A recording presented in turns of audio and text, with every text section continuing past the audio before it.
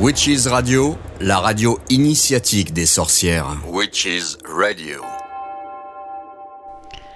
Bonjour à tous, vous écoutez Witches Radio, il est 11h et je suis très heureuse de vous retrouver ce matin pour une nouvelle chronique Sorcellerie et Vieux Grimoire. Ce matin, je vais vous parler d'un thème assez récurrent. On m'a demandé de faire des podcasts dessus et j'ai préféré en fait en faire une chronique parce que c'est quelque chose d'extrêmement important et également d'extrêmement grave. Et c'est pourquoi ne doit-on pas pratiquer de sorts d'amour à une personne en particulier ou à des personnes en particulier. Alors je sais que parfois c'est très compliqué pour certains de dire voilà j'ai envie d'être avec quelqu'un, lui il me plaît à fond, j'ai envie qu'il soit avec moi. Bon, on a tous eu des pulsions comme ça envers des gens que nous avons rencontrés, mais sachez que ces personnes qui vous attirent ne sont pas forcément les personnes qui vont vous rendre heureuse. Ça c'est tellement vrai et ça se démontre tellement souvent. Voilà, de toute façon déjà au départ il faut que vous sachiez que pour rencontrer la personne idéale, celle qui va vraiment vous rendre heureuse et vous combler, il faut que vous appreniez à vous aimer déjà de la manière dont vous aimeriez qu'on vous aime. Donc j'ai fait des podcasts là-dessus, vous pouvez l'écouter sur ma chaîne podcast SoundCloud, mais donc je ne vais pas m'éterniser là-dessus, ça serait le thème d'une chronique complète, mais sachez déjà qu'avant de trouver quelqu'un qui vous aime à fond, je dirais, il faut que vous vous aimiez vous-même à fond, voilà, parce que vous allez attirer à vous ce que vous pensez de vous. Hein. Donc, ensuite, en ce qui concerne donc le sortilège, un sortilège d'amour ne doit absolument pas être pratiqué, même si c'est tentant. Pourquoi ? Parce que c'est complètement, c'est totalement contraire à notre éthique sorcière. Mais très franchement, ça va surtout être une réelle catastrophe, mais quand je dis catastrophe, le mot est même faible, pour vous-même et pour l'autre personne. Alors l'autre personne étant la victime, je vais dire, elle va subir les conséquences de cette chose-là, mais à long terme, elle va s'en libérer, elle va poursuivre son chemin de lumière. Mais vous, en tant que sorcier, sorcière, ou même si vous n'êtes pas sorcier, sorcière, magicien, voilà, et que vous le faites faire par quelqu'un d'autre, sachez que cela va peser sur vous d'une manière absolument terrible et ça va avoir des conséquences sur votre vie que vous allez avoir un mal fou à défaire, voire même que vous ne pourrez pas défaire du tout. Alors, c'est difficile d'imaginer parfois que même si vous faites ce sortilège pour dire voilà j'aime vraiment cette personne, je veux la rendre heureuse et je vais faire tout mon possible pour qu'elle soit heureuse, vous souhaitez peut-être simplement qu'elle s'intéresse à vous, sachez que ça ne va pas du tout se passer comme ça. Mais je veux dire, en aucun cas j'en ai vu des exemples comme ça ne s'est jamais passé comme ça. Ça se passe en fait toujours terriblement, terriblement mal. Donc, il y a, je vais vous donner quelques exemples de ce qui peut se produire. Je veux dire, une des choses les plus récurrentes qui peut se produire, c'est que vraiment ce sort d'amour peut très très mal tourner. Vous savez que ce que vous envoyez énergétiquement vous revient toujours. Donc, par exemple, vous allez rencontrer quelqu'un, tomber follement amoureuse de lui, ce n'est pas réciproque, vous allez vous dire bon bah tiens, je vais me débrouiller pour qu'il tombe amoureux de moi, je vais faire un sortilège ou je vais payer quelqu'un pour faire un sortilège, ou ce qui est pire d'ailleurs, voilà, parce que là vous impliquez encore une autre personne dans l'histoire, et qu'est-ce qui va se passer ? Vous allez lancer le sortilège, donc ce que vous avez fait va vous revenir, mais alors c'est même pas peut-être, c'est obligatoirement, c'est-à-dire que vous lancez vous-même un sortilège en faisant ça. Alors qu'est-ce qui va se passer ? Déjà, vous allez tomber vous aussi complètement, ça va tourner à l'obsession, c'est-à-dire que la personne, si ça marche, va tomber éperdument amoureuse de vous, mais d'une manière anormale, c'est-à-dire que cette personne va être obsédée à un point dont vous ne pourrez absolument plus vous débarrasser d'elle. Pourquoi ? Parce que interférer sur le destin de cette personne, c'est un viol, ni plus ni moins. Vous l'avez violé. Et le mot est faible. Vous avez interféré sur son libre arbitre, vous lui avez volé son droit de décider, donc vous allez payer de la même façon. C'est-à-dire que vous allez être victime, vous aussi, mais en puissance 10, de ce même sortilège. Soit avec cette personne, soit avec quelqu'un d'autre qui sera bien pire. C'est-à-dire que vous pouvez tomber sur quelqu'un, je veux dire, qui va devenir violent.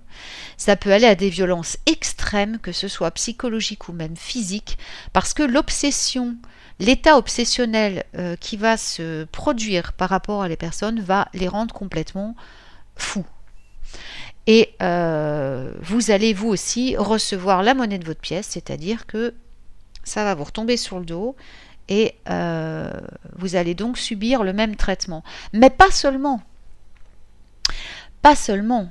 C'est qu'en plus, ça va s'imprimer dans votre destin, dans votre chemin de vie. Donc, en gros, vous allez traîner ça en forme de karma, on peut dire, que vous devrez payer certainement dans votre prochaine incarnation. Donc franchement, est-ce que ça vaut le coup? Je suis pas sûre. Hein. Donc voilà, d'autant plus que la personne ne sera jamais amoureuse de vous en vérité. Elle va simplement comment dire, elle va vous renvoyer puissance 10 ce que vous lui avez envoyé. C'est-à-dire qu'en fait c'est de l'amour artificiel, elle ne vous aime pas. Elle fait ce que vous lui avez demandé de faire. Donc l'amour ne sera jamais sincère. Donc vous ne serez jamais, jamais, jamais, jamais, au grand jamais, heureux. Donc vous allez rentrer en plus, voilà, donc avec cet effet boomerang, vous allez devenir donc magiquement, anormalement obsédé par cette autre personne. Vous allez être dans une relation tellement collante, tellement codépendante et tellement affreuse que ça peut, comme je vous dis, aller jusqu'à la violence extrême. Alors, ajoutez à cela que vous avez lancé le sortilège, vous l'avez fait lancer, donc maintenant il est là ce sortilège. Et vous êtes coincé dans un bourbier, mais dans un marécage, vous ne pouvez même pas imaginer, quoi. Je vous explique même pas de la manière dont vous pourrez en sortir parce que je ne la vois pas. C'est-à-dire que vous allez devoir payer ce que vous avez fait avant d'en sortir. Parce que ce que vous avez fait est d'une gravité extrême. C'est, si on était voilà, dans la saga des Harry Potter, je vais dire, c'est considéré comme un sortilège impardonnable. Donc vous allez payer très cher ce que vous avez fait avant de retrouver une vie joyeuse et normale. Donc pendant ce temps-là, toutes les relations amusantes, saines, belles et votre véritable âme sœur vont passer à côté de vous. Alors que vous auriez dû les rencontrer, avoir des relations merveilleuses, et toutes ces personnes vont passer parce que vous allez les voir, vous allez les croiser, et en aucun cas vous ne pourrez vous approcher d'elles. Parce que vous serez lié à la personne que vous avez ensorcelée. Et là, vous allez comprendre votre erreur, je peux vous le dire. Hein. Donc, toutes ces belles relations ne sont même plus une possibilité.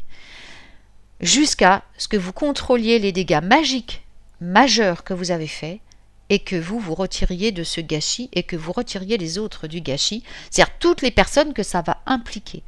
Autrement dit, si vous avez des enfants avec cette personne, ou si cette personne a des enfants, vous avez des enfants, vous avez impliqué toutes ces personnes, plus les parents, plus tout ça.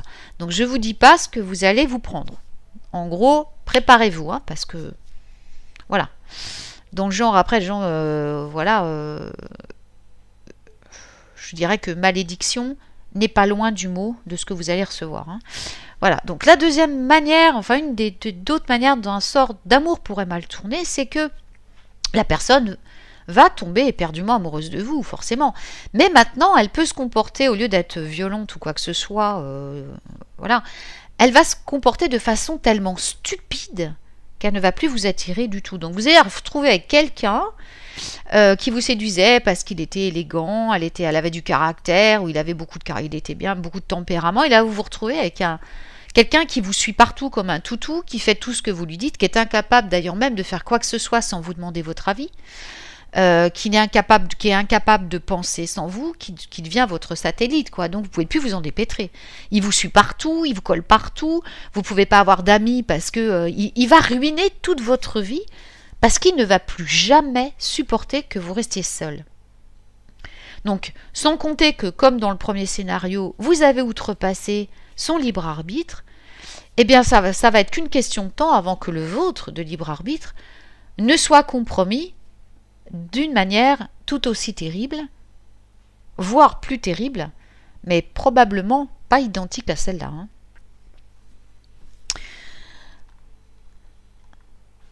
Ensuite, il y a un autre cas de figure qui peut se produire, c'est-à-dire que cette personne vous était peut-être destinée. Mais dans notre plan de vie, nous décidons ce que nous allons vivre, hein, dans notre plan de vie, il avait été décidé, tous les deux vous aviez décidé de vous rencontrer, mais de vous mettre ensemble à tel instant parce que c'était le meilleur moment. Il y a toujours un moment juste pour que les choses arrivent. Et là, paf, vous rencontrez cette personne, oh, je veux tout de suite, au lieu de dire laissons les choses faire, lâchons prise et laissons l'univers nous apporter ce que je peux avoir, enfin la meilleure personne pour moi, et si c'est lui, tant mieux. Ben non, vous allez forcer le destin. Vous allez distordre le destin. Et donc, qu'est-ce qui va se passer? Bah oui, il va tomber amoureux de vous, voilà. Puis en plus, comme vous étiez destinés à être ensemble, bah voilà, ça va se faire peut-être facilement. Mais comme c'était pas le bon moment, ça sera tout aussi catastrophique. Parce que peut-être que vous aviez décidé de vivre des choses très importantes avant d'être ensemble, d'expérimenter des choses très importantes pour bâtir des fondations solides sur votre relation pour qu'elle dure toute votre vie. Si vous avez zappé ces expériences de vie qui vous construisaient, qui vous bâtissaient vos fondements pour votre amour, vos bases, eh bien, votre amour sera instable. C'est-à-dire qu'au lieu d'avoir une belle vie avec votre âme sœur, vous allez avoir une vie chaotique, pleine de chaos. Et en fait, comment dire, ça peut être quelque chose de complètement raté, quoi. Vous n'aurez pas du tout la relation que vous auriez dû avoir en vérité. Ou alors, le sortilège ne va pas fonctionner sur lui, sur cette personne, et c'était effectivement votre âme sœur. Alors, ce qui n'est pas mieux. Donc, qu'est-ce qui va se passer? Le sortilège fonctionne, mais ça ne marche pas. Mais vous êtes dans le sortilège. Vous l'êtes envoyé vous-même. Comme je l'ai dit, vous avez envoyé à cette personne. L'effet boomerang, pas, vous le prenez dans la tête. Donc, qu'est-ce qui va se passer? Vous allez, être éperdument obsédé encore plus par cette personne. Le sort n'a pas marché sur lui. Donc, il va continuer à être là parce que lui avait choisi dans son plan de vie que vous seriez sa compagne. Mais ça va se prolonger dans le temps parce que c'était pas le moment. Donc vous, qu'est-ce que vous allez faire? Vous allez vous dessécher, vous allez vous soupirer après cette personne que vous attendez. Vous ne pourrez pas vous défaire émotionnellement d'elle. Vous allez louper les expériences, comme je disais, qui vont construire les fondements de cette relation. Et en fait, quand il va se décider à venir avec vous, eh ben, ça va être une catastrophe parce que vous allez être tellement usé, rongé par cet amour que vous n'allez plus le supporter, tout simplement. Il va devenir, ça va être comme un répulsif. Parce qu'à chaque fois, vous allez le voir, il va vous rappeler toutes ces années de souffrance que vous avez vécues à l'attendre et inconsciemment, vous allez lui en vouloir et vous venger de ce qui vous a fait endurer. Donc, en fait, il ne faut pas. De toute façon, dès l'instant où vous interférez sur le destin de quelqu'un, vous transgressez les lois de l'univers, les lois de la sorcellerie également, et forcément, vous rentrez dans un cercle sombre, un cercle de magie négative. Donc, vous allez en payer le prix, et très très cher, croyez-moi, et personne n'y échappe. Hein. Personne de chez personne. Et le prix sera d'autant plus lourd à payer que vous aurez fait cette démarche consciemment, volontairement, dans le désir vraiment de manipuler cette personne. Alors, ça, ce sont pour les scénarios, je dirais, les plus tendres, hein, parce qu'après, il y a des cas qui sont vraiment terribles, quoi. Alors, dites-vous de toute façon que il est toujours mieux de laisser l'univers vous apporter la personne que vous désirez. Plutôt que de faire un sortilège sur une personne en particulier, faites un sortilège d'amour général pour attirer un partenaire divin à vous. Comme ça, vous êtes sûr de ne pas vous tromper et d'attirer à vous la personne qui vous est vraiment destinée. Ce qui engendrera une vie harmonieuse, belle, douce et pleine d'amour, effectivement. Une personne qui va vous correspondre tout à fait, donc qui va répondre à vos besoins réels, qui va répondre à votre envie réelle. Enfin, les besoins, c'est pas que cette personne doit combler vos besoins, hein, loin de là. C'est pas le rôle de votre conjoint. Elle va simplement vous accompagner sur votre chemin de vie, vous aider à grandir. Le besoin de grandir, d'évoluer, pas le besoin de l'autre personne, hein, c'est différent.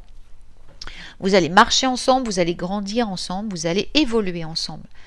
Et c'est à ça que doit servir une relation amoureuse. Hein. Elle ne sert pas à vous vénérer comme si vous étiez une déesse, en fin de compte, finir en catastrophe. Hein. Donc, prenez plutôt le temps de peaufiner des travaux magiques sur vous-même pour vous aimer davantage. Faites-vous un petit hôtel d'amour pour vous, gâtez-vous, chouchoutez-vous, aimez-vous comme vous aimeriez qu'on vous aime. Et lorsque vous vous sentez plus respectueuse envers vous-même, plus respectueux envers vous-même, eh bien là, vous pouvez pratiquer une magie positive pour attirer l'amour divin de votre vie. Et là, vous êtes sûr d'attirer un bel amour dans votre vie. Un amour qui va nourrir votre cœur, votre esprit, votre corps, votre âme de toutes les bénédictions.